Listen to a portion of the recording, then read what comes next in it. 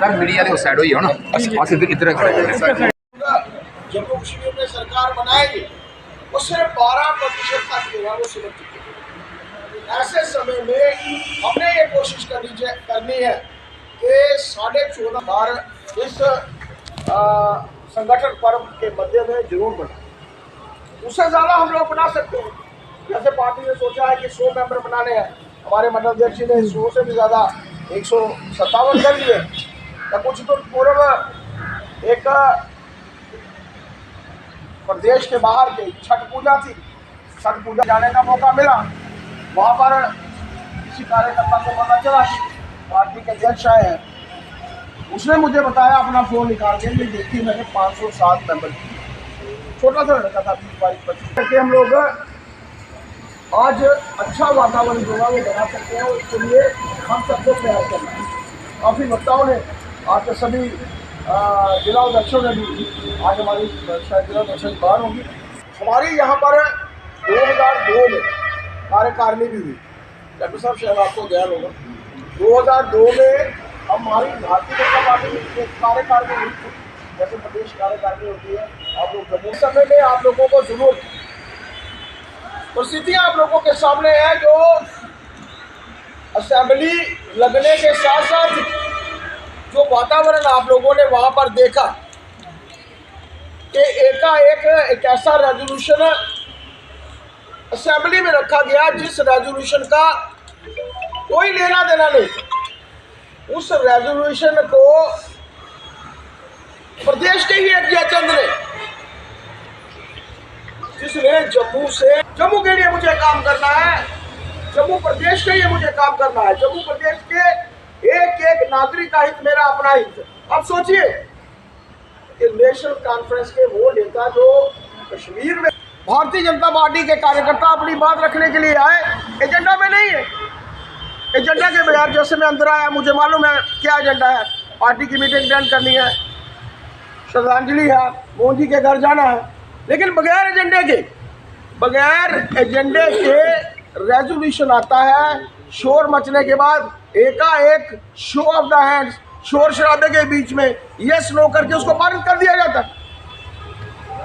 यानी धूल झोंकने के लिए नेशनल कॉन्फ्रेंस के जिस तरीके से अपने एजेंडे में कहा था कि हम लोग 370 को वापस लाएंगे, कौन से 370 को वापस ला सकते हैं? केंद्र में तो वही नेता बैठे हैं, वही देश के प्रधानमंत्री नरेंद्र मोदी जी हैं, वही होम मिनिस्टर साहब हैं, अमित शाह जी हैं, तो कहाँ से लाएंगे? एक बार पास करें, 2 बार पास करें, 100 बार पास करें, कुछ नहीं होने वाला। लेकिन उन कश्मीर के नागरिकों की आंखों में धूल झोंकने का प्रयास उन्होंने किया और 370 लाकर 35 से जब ये हटा था 5 अगस्त 2019 को, तो आप लोगों के ध्यान में लाना चाहता हूं कि वेस्टर्न पाकिस्तानी रिफ्यूजी इस क्षेत्र में भी है, हमारे छम क्षेत्र में भी है, अखनूर क्षेत्र में भी है। उन लोगों को वोट डालने का हक मिला था।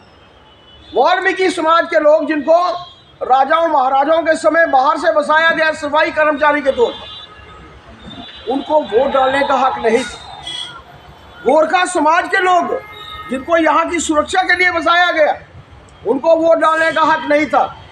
कोई हमारी बेटी बहन जिसकी शादी इस प्रदेश के बाहर होती थी, उसका प्रॉपर्टी पर से हक छिन जाता। यानी प्रदेश के उस हिस्से का हक भी नहीं पता जिसके लिए हमारे पूर्वजों ने लड़ाई लड़ी।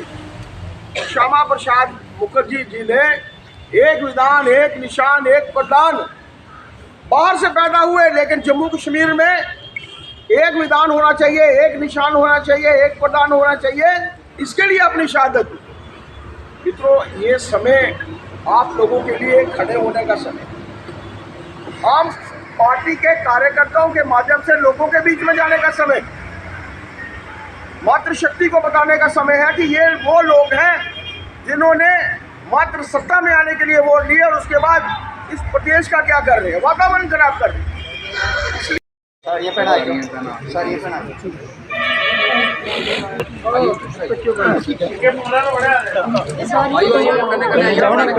कोई गल नहीं, आइए आगे सारे जी जी ये इंदे पिछे जी भैन थोड़े जे अगे हो थोड़ी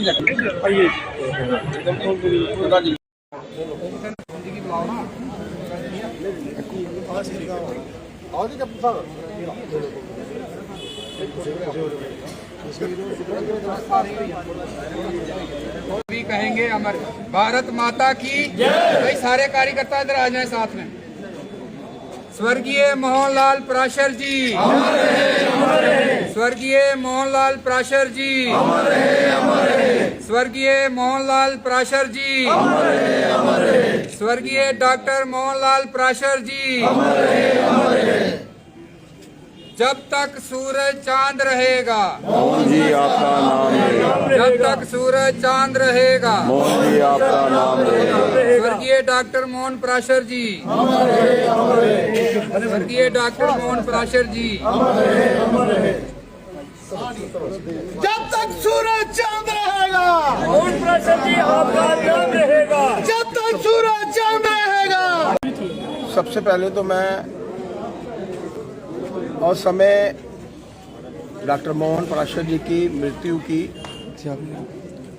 संवेदना प्रकट करने यहाँ पर आया हूँ। उनके घर भी जाऊँगा। मुझे ध्यान में आया कि हमारे जिलाध्यक्षा जी ने और हमारे ऑनरेबल एमएलए साहब ने एक श्रद्धांजलि भी रखी है। इस महान विभूति के साथ मुझे काम करने का मौका मिला है। हम लोग दोनों कार्यकर्ता के नाते, मुझे ध्यान है कि 27 वर्ष पूर्व जब मैं पहली बार सुंदरबनी क्षेत्र में कार्यकर्ता के नाते आया था, इनके साथ मिलना हुआ था और इनके साथ का कार्य जो है वो अपने आप में बोलता था। एक स्वयंसेवक होने के नाते, एक कार्यकर्ता होने के नाते और उसके बाद एक नेता होने के नाते, एक वाइस चेयरमैन यहाँ की कमेटी का होने के नाते भी, और जिस तरीके से पार्टी पर समय समय पर अलग अलग जगहों पर कार्य करने के साथ साथ ये उनकी कार्यशैली थी जो बोलती थी। लोगों के बीच में उनका प्यार था। आम जनता को जब उनके बीच में जब वो जाते थे तो आम जनता खुलकर भारतीय जनता पार्टी के साथ जो थी वो जुड़ती थी। उस महान विभूति को हम लोग यहाँ पर श्रद्धांजलि देने आए हैं। एक मुझे याद है कि एक कितने मजाहिया भी थे, कितने मजाक में भी कभी कभी बड़ी बात जो थी वो कर देते थे। आज वो हमारे बीच में नहीं रहे। हम भगवान से यही प्रार्थना करते हैं कि भगवान उनको अपने चरणों में स्थान दें। एक पार्टी का कार्यकर्ता होने के नाते जो स्थान उनके जाने से रिक्त हुआ है, शायद हम लोग उसको भर पाने में सफल नहीं हो पाएंगे, लेकिन मैं भगवान से यही प्रार्थना करूंगा कि उनको अपने चरणों में स्थान दें, उनके परिवार को दुख सहने की जो है वो शक्ति दे। ऐसे कार्यकर्ता बहुत बिरले मिलते हैं। अध्यक्ष, जम्मू कश्मीर सरकार ने एक ऐसा वहाँ पर रेजोल्यूशन लाया जिसमें जम्मू कश्मीर के स्पेशल स्टेटस की मांग की गई। जम्मू कश्मीर के अंदर धारा 370-35 को बहाल करने की बात की गई और आपके वो दिवंगत नेता जिनको आज आप श्रद्धांजलि देने के लिए यहाँ पे पहुंचे हैं, वह सदैव लड़े थे कि जम्मू कश्मीर के अंदर एक निशान, एक विधान, एक प्रधान का वो जो था राज स्थापित हो। क्या जम्मू कश्मीर के अंदर फिर से 2 झंडे लहराते हुए दिखाई देंगे? ये एक बार पास करें, 2 बार पास करें, 100 बार पास करें, देश में वही कुशल नेतृत्व है। देश के वही प्रधानमंत्री हैं नरेंद्र भाई मोदी जी, वही होम मिनिस्टर हैं अमित शाह जी। ये जितनी बार पास मर्जी करें, इन्होंने मात्र कश्मीरी वोटरों की आंखों में धूल झोंकी है। उनको बरगलाने के लिए, ये बताने के लिए कि देखिए हम लोगों ने कैसे स्पेशल स्टेटस की बात की, कैसे 370 की बहाली के लिए बात की, कैसे 35A की बहाली के लिए बात की। ये जानते हैं कुछ नहीं होने वाला। और बहुत अफसोस इस बात का हुआ कि कुछ हमारे जम्मू के ही जयचंद जो थे, वो जिन लोगों ने इस विषय को असेंबली में और बगैर किसी डिस्कशन के, बगैर किसी एजेंडे के ये रखा गया और बगैर किसी डिस्कशन के ये पारित हुआ, अपने आप में दर्शाता है कि हमारे यहाँ के लोगों ने भी शायद गलती की होगी, ये सोच रहे होंगे। लेकिन मेरा मानना है और सभी जानते हैं कि नेशनल कॉन्फ्रेंस ने कश्मीर के अपने वोटर्स, यहाँ से उनको वोट मिले थी, सीटें मिली थी, उनको मात्र ये बताया कि हम कर सकते हैं, होने कुछ नहीं जा रहा। ये देश के प्रधानमंत्री जी ने भी कहा है, देश का हर नागरिक कह रहा है कि मातृशक्ति को जो उसका हक मिला था वो छिनेगा नहीं। 370 कभी नहीं वापस आएगा। इतिहास के पन्नों में दर्ज हो चुकी चीज सर, अध्यक्ष जिस तरह से लगातार भारतीय जनता पार्टी के पूर्व प्रदेश अध्यक्ष जो थे रविंद्र राणा लगातार कहते थे कि अगर भाजपा सत्ता के अंदर आई तो यहाँ पर डेली विजिट्स को परमानेंट किया जाएगा। जितने भी जो डेली विजिट्स हैं, जितने एनवाईसी के वर्कर हैं, चाहे वे होमगार्ड के हों चाहे एसपीओ हो, वे सभी के सभी परमानेंट किए जाएंगे और पहले ही कैबिनेट बैठक के अंदर परमानेंट किए जाएंगे। भाजपा तो सत्ता में आई नहीं, क्या अब वे डेली विजिट्स वो ख्वाब देख रहे थे? हम लोग शुरू से लेकर उनके लिए लड़ाई लड़ रहे थे और हम लोग लड़ते रहेंगे। भारतीय जनता पार्टी ने हर एक नागरिक का हित, भारतीय जनता पार्टी का अपना हित, हर नागरिक अच्छा हो उसके लिए भारतीय जनता पार्टी जो है वो काम करती है। हर लोगों की लड़ाई जो है वो भारतीय जनता पार्टी की अपनी लड़ाई है। लोगों का हित हो इसके लिए भारतीय जनता पार्टी मिशन 50+ का जो ख्वाब था भारतीय जनता पार्टी का वह टूट चुका है और आने वाले दिनों में पंचायत के चुनाव होंगे, स्थानीय निकाय चुनाव होंगे। किस तरह की रणनीति है? क्या भाजपा यहाँ पे फिर से वे अपना जनाधार बढ़ाने में कामयाब होगी? क्या यहाँ पे फिर से कमल खेलेगा अथवा जिस तरह से नेशनल कॉन्फ्रेंस कांग्रेस और यहाँ पर जितने में जो आजाद प्रत्याशी है उनकी सरकार यहाँ पे भाजपा को चारों खाने जीत कर देगी? 26% लेकर भारतीय जनता पार्टी जम्मू कश्मीर की सबसे बड़ी पॉलिटिकल पार्टी बनी। वो जो सत्ता में है उन्होंने 23% ली है। सरकार तो नहीं की, वो मैं वही बता रहा हूँ।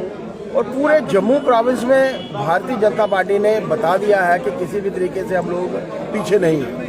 500 कुछ ये ठीक है कि परमुटेशंस कम्बिनेशंस जिसके चलते आज उनकी सरकार बनी है, लेकिन आप सोचिए कि उनको 370 की बहाली के लिए, 35A की बहाली के लिए अपने बीच में से कोई कार्यकर्ता नहीं मिला।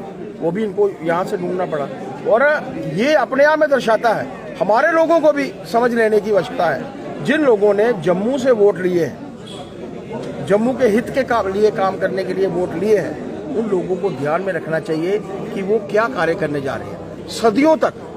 सदियों तक ये याद रखा जाएगा। जब तक ये इतिहास है तब तक ये याद रखा जाएगा कि किसने इस रेजोल्यूशन को रखा, और लोग माफ नहीं करेंगे। लोगों ने गलती की उन लोगों को चुनकर, लेकिन आज अगर उन लोगों ने गलती की है इस प्रदेश को के अहित को, मेरा अपना मानना है कि आम जनता जो है उनको माफ नहीं करेगी। ये बात आपके ध्यान में होनी चाहिए कि यहाँ तक डेवलपमेंट, मैंने कहा 26% हमने मत लिए हैं। कांग्रेस भी तो लगभग बराबरी की तरफ अग्रसर थी, वो भी तो सरकार बढ़ाने की तरफ अग्रसर थे। 12% मत लिए हैं। तो आप क्या समझते हैं कि ऐसे समय में भारतीय जनता पार्टी किसी भी तरीके से, चाहे वो लोकल बॉडीज के चुनाव हो, चाहे वो पंचायतों के चुनाव हो, चाहे वो DDCs के चुनाव, वो भी आने 1 साल के भीतर आने वाले हैं, भारतीय जनता पार्टी इतिहास बनाएगी। इसमें कोई अध्यक्ष, क्या 5 साल सरकार चलेगी कि मध्यावधि चुनाव के लिए? ऐसा है कि अभी तो फिलहाल आज मैं जिस काम के लिए आया हूँ वो करूँगा, लेकिन समय का इंतजार कीजिए। मेरा तो बस यही कहना है कि जिन लोगों ने ऐसे लोगों को वोट दिए हैं वो आगामी आने वाले समय में इन लोगों को माफ़ नहीं करेंगे। आप लोगों को ध्यान में आ जाएगा जब समय आएगा, और वो वक्त जो है वो जल्दी आने वाला है।